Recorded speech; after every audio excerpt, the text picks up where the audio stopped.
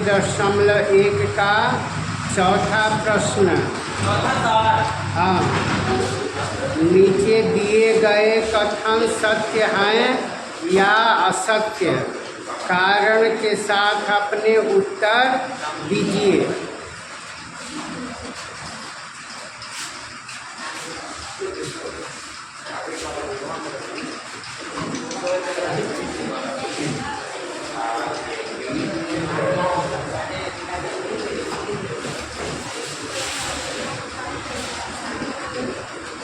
प्रश्नावली 1.1।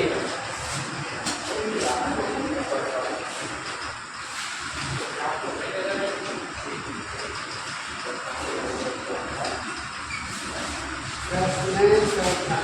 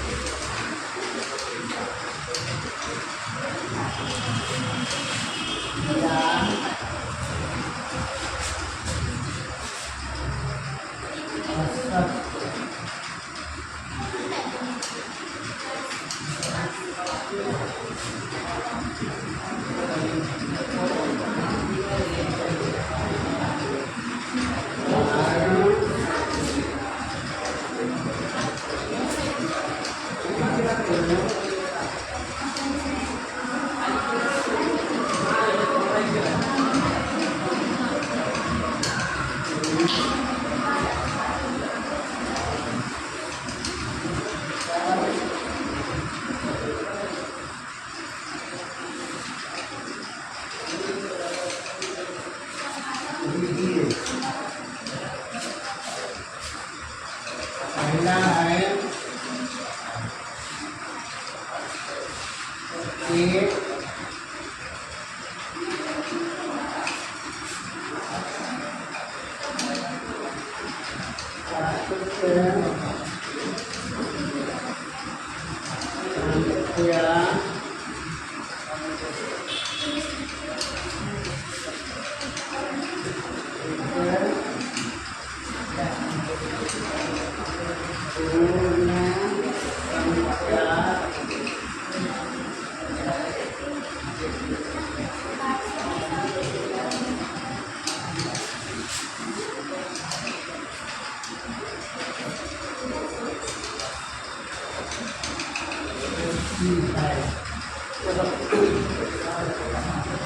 पहला वाक्य है, पहला वाक्य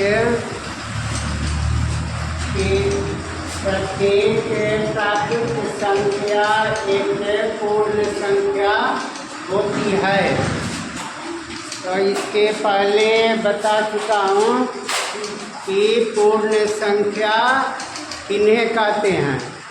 तो जब हम गिनती की संख्या में शून्य मिला देते हैं और शुरू में प्रारंभ में शून्य मिला देते हैं, यानी शून्य से जब हम गिनती की संख्या शुरू करते हैं तो उसे क्या कहते हैं, पूर्ण संख्या। उसे पूर्ण संख्या।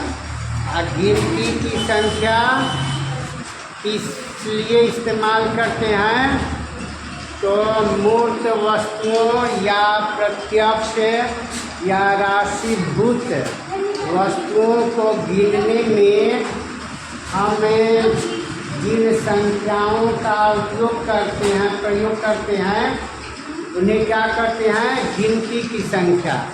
मूर्त, राशिभूत या प्रत्यक्ष, समझते हो ना। इसका मतलब है कि जिन वस्तुओं को हम देख सकते हैं, छू सकते हैं, उन वस्तुओं को मूर्त, राशिभूत या प्रत्यक्ष वस्तुएं कहते हैं।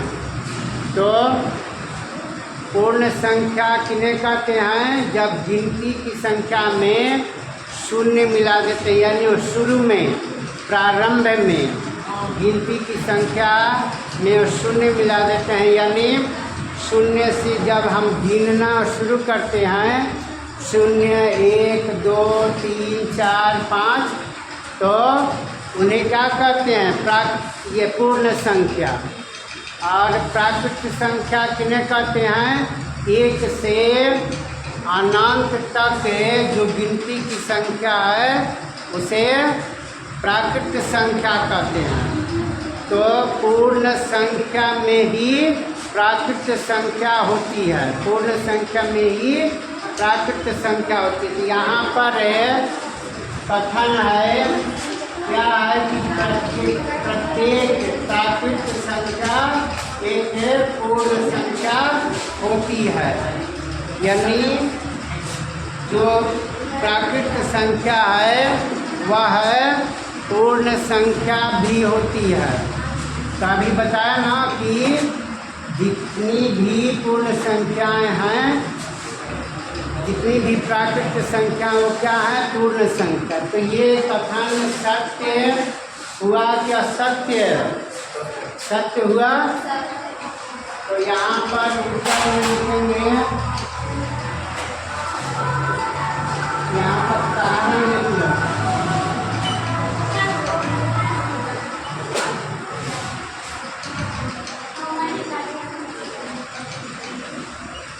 क्योंकि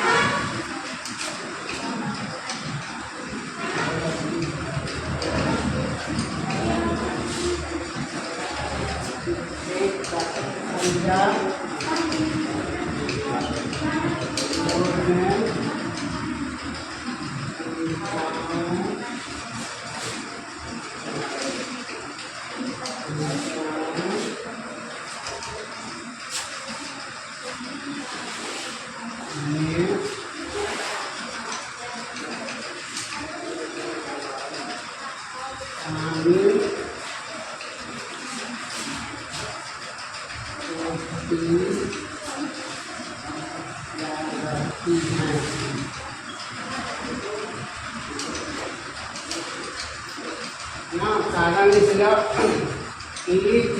प्रत्येक प्राकृत संख्या पूर्ण संख्याओं में शामिल होती या रहती हैं।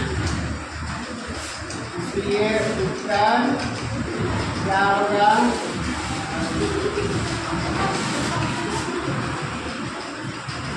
सत्य। उत्तर सत्य।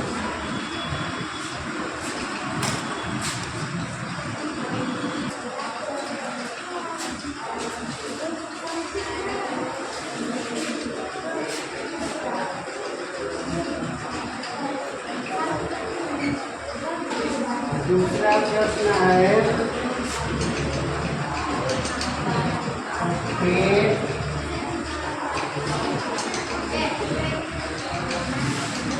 पूर्णांक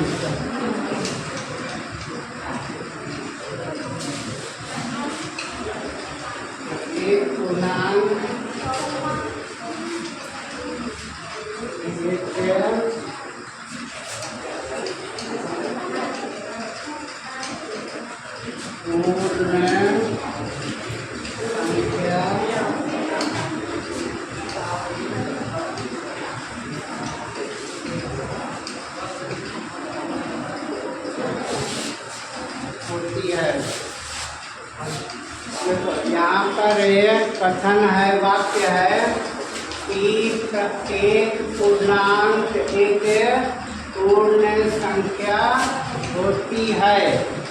तो इसके पहले बताया हूँ कि पूर्णांक किन्हें कहते हैं? पूर्णांक किन्हें कहते हैं?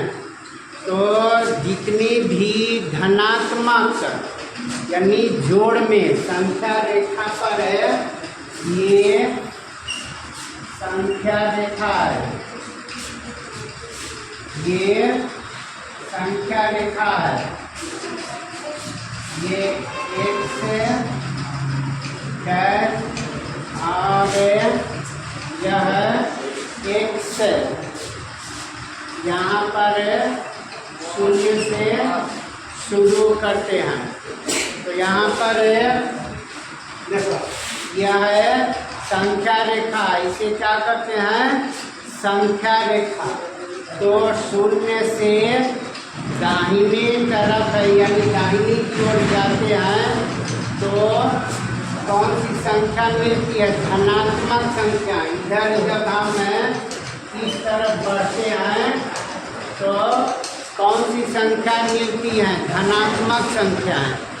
और जब हम शून्य से बाईं तरफ चलते हैं तो कौन सी संख्या मिलती है ऋणात्मक संख्या। ऋणात्मक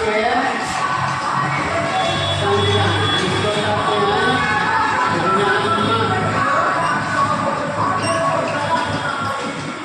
ऋणात्मक संख्याएं। और यह है धनात्मक संख्याएं।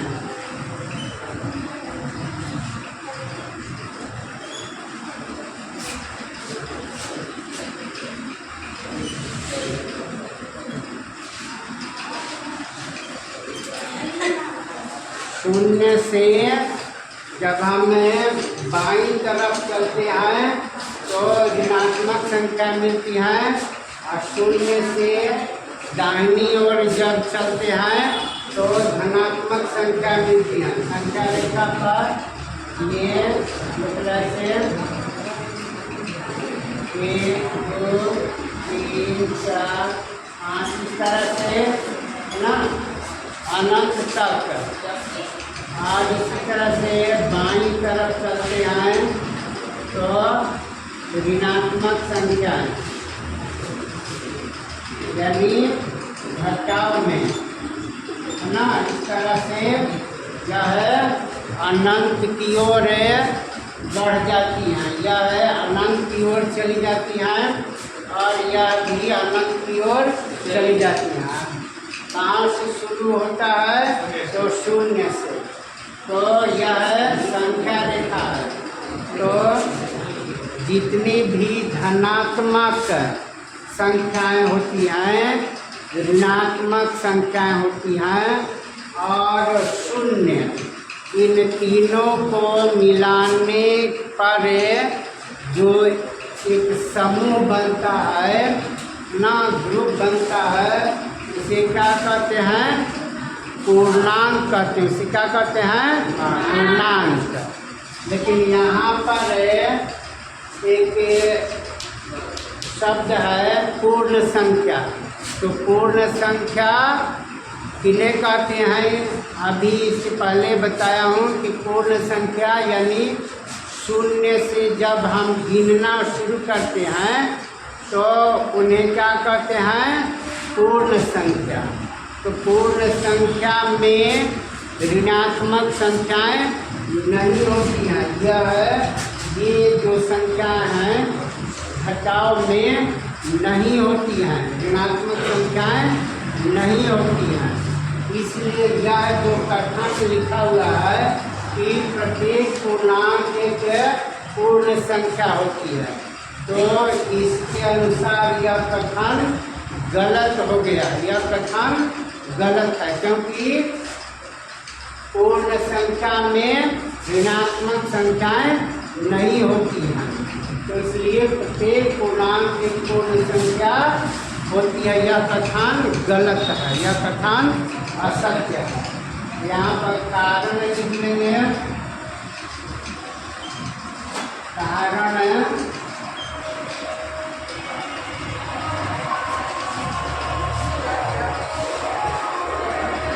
क्योंकि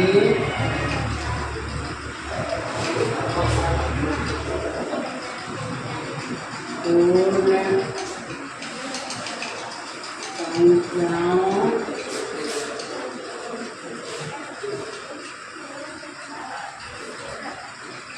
में किसी पूर्ण संख्याओं में ऋणात्मक संख्याएं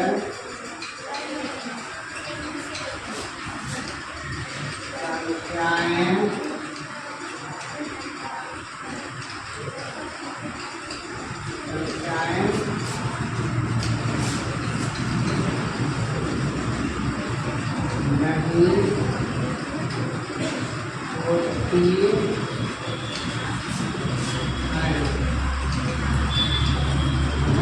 कारण लिख लेंगे क्योंकि पूर्ण संख्याओं में ऋणात्मक संख्याएं नहीं होती हैं, इसलिए उत्तर में क्या लिखेंगे असत्य ना। उत्तर में लिखेंगे यह है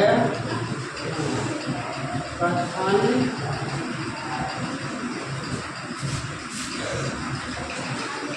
असत्य है। यह कथन असत्य है।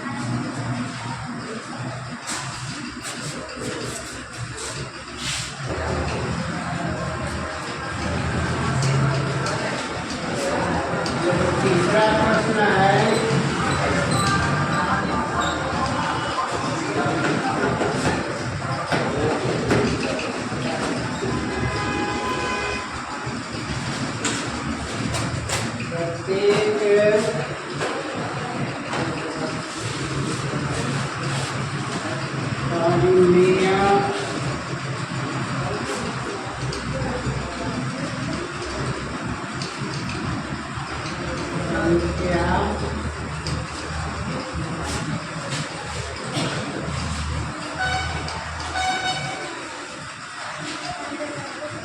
प्रत्येक परिमेय संख्या प्रत्येक परिमेय संख्या एक पूर्ण संख्या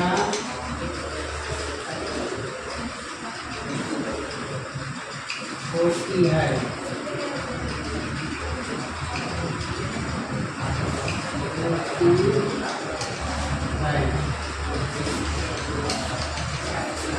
देखो यहाँ पर कथन है कि प्रत्येक परिमेय संख्या एक पूर्ण संख्या होती है। तो इसके पहले बता चुका हूँ कि परिमेय संख्या इन्हें कहते हैं जिन संख्याओं को हमें पी बटा क्यू के रूप में लिख सकते हैं, भिन्न के रूप में लिख सकते हैं, या इसे ऐसे कह सकते हैं जिन संख्याओं को हम अंश और हर के रूप में लिख सकते हैं उन्हें क्या कहते हैं परिमेय संख्या।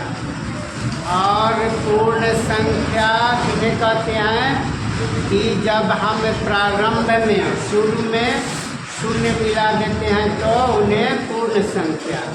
तो यहाँ पर जैसे हम लिखेंगे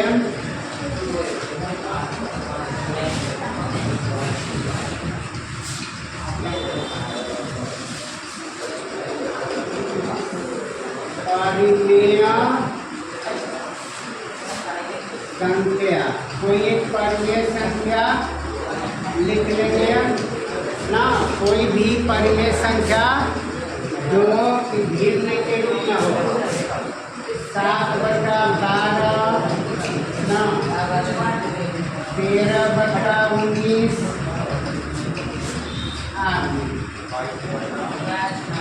तो ये क्या है, ये परिमेय संख्या है ना। और पूर्ण संख्या शून्य से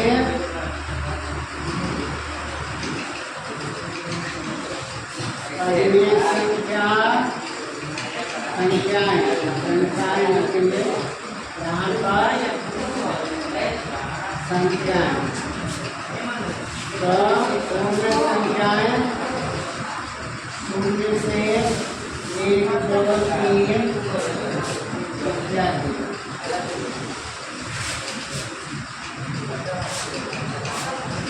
आगे भी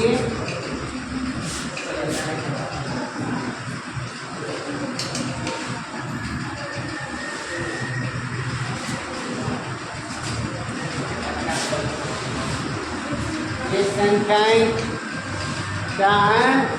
पूर्ण संख्या। ये पूर्ण संख्या और परिमेय संख्याएं इस तरह की होती हैं।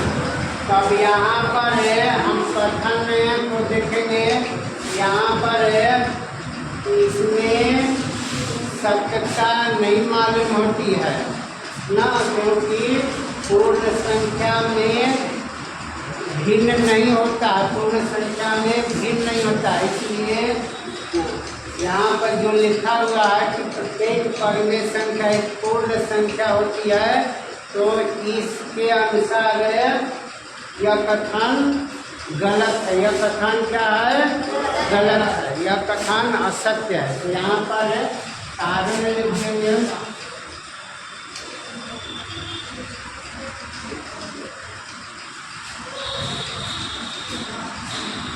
क्योंकि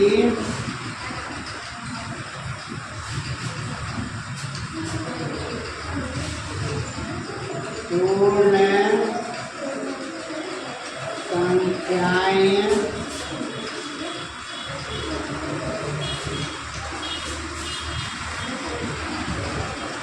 ई बटा यू में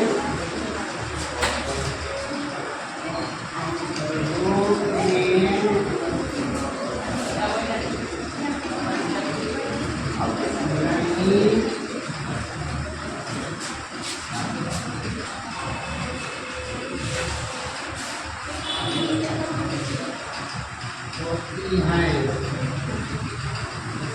पूर्ण संख्याएं 30/3 के रूप में नहीं होती हैं। इसलिए उत्तर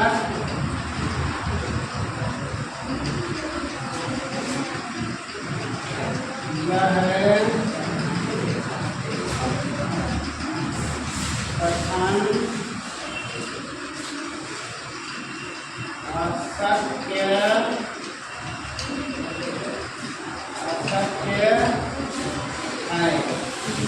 यह कथन क्या है? तो असत्य है।